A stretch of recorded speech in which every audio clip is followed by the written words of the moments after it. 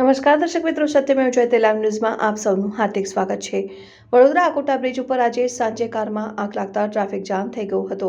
Fire બ્રિગેડના સ્ટાફે ઘટના સ્થળે જઈ આગ બુઝાવી હતી। ભરચક ટ્રાફિકને કારણે સ્ટાફને ઘટના સ્થળ સુધી પહોંચવામાં તકલીફ પડી હતી।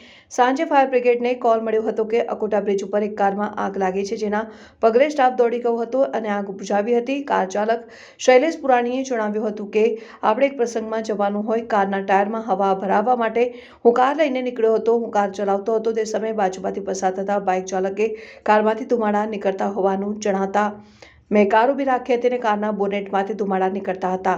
બેટરીમાં થયેલા સ્પાર્કને કારણે આગ લાગી હોવાનું અનુમાન સેવાઈ રહ્યું છે। સાંજનો સમય હોવાથી આકોટા દાંડિયા બજાર વિસ્તારમાં ટ્રાફિક જામ થઈ ગયો હતો।